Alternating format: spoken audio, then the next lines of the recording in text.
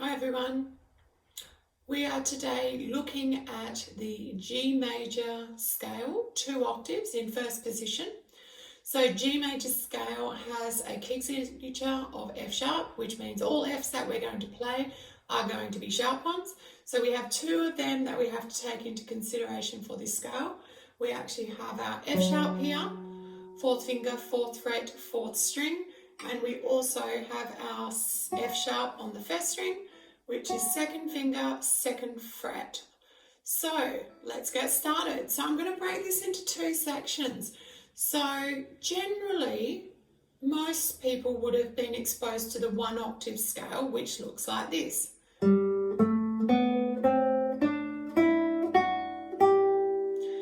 we will get there, but that's the easy part. So I want to talk about the bit where most of you probably are still getting comfort around your bass notes. So this is G, or I like to call it high G because we have 2 Gs on this one.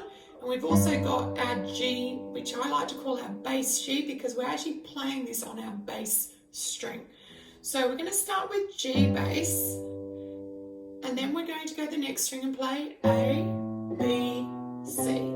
So can you guys try that with me? So you go G bass, and then A, B, C.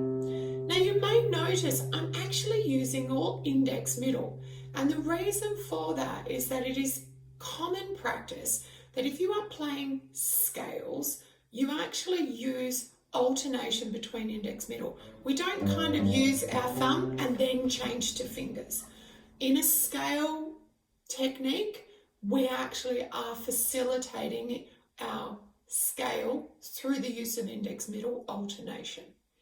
So G, A, B, C, next string, D, E, and this is our lovely F sharp, 4th finger. Please make sure you use your 4th finger. So G, A, B, C, D, E, F sharp. So we're going to do that a few times, so just try and practice with me. Ready? And G, A, B, C, D, E, F sharp. Now, I am, as you notice, saying the letter names, so it's a really positive habit for you as you're getting your understanding to say the note name as you play it. So join me. Ready? And G, A, B, C, D, E, F sharp. One more time. Even if you're saying it quietly under your breath, that's okay. Here we go. G, A, B, C, D, E, F sharp. So that's the bass strings of the G major scale. And then we move into the treble strings, which is our 2nd octave. So let's have a look at this one. So we've got G, A, B, C, D, E, F sharp, G. So again, G, A, B, C, D, E, F sharp, G. So then I'd guide you to actually practice them all in one go. So 2 octaves, 2 groups of 8 notes, 4th finger for F sharp,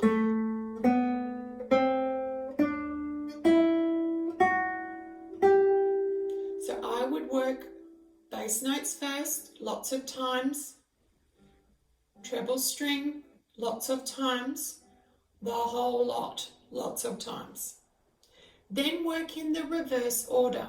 So start with the high G because you're most confident. Usually students are most confident with this.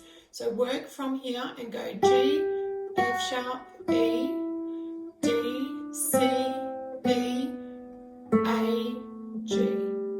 Again, G, F sharp, E, D, C, B, A, G. So again, do that lots of times.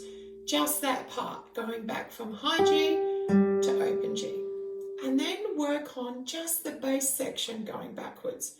with your fourth finger, F sharp, E, D, C, B, A, G. Again, F sharp, E, D, C, B, A, G. Then try to put it together.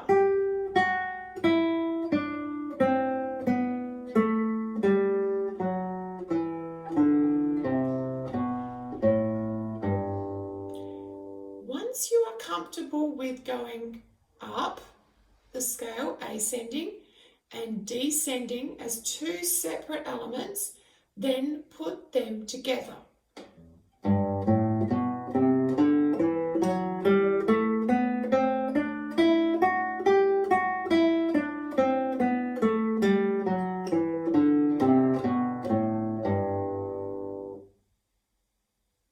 Hopefully that will help you. This sometimes takes a little bit of time. It is okay if you work lots on these. That's actually normal. So I find lots of people when they're starting this, they feel very comfortable playing on the bottom 3 strings, but on the bass strings, they're still kind of getting used to the feel and how to put their fingers, and it feels as though their hands are stretching out a little bit differently. It's okay. The trick is to learn the understanding, learn where your fingers go on the fretboard, what placement, that's a G, that's a B, that's a C, that's an F sharp. We want you to start to be aware of your fretboard, and it's why we are creating these little tutorials along the way to just give you a visual guide as well to what you're doing. So I hope that's been a little bit more helpful. These are not supposed to be polished. They're supposed to help you understand how to go about your practice so that you can improve and become more brilliant. So until next time, thanks so much, and have a look for some others that are coming up soon. Bye.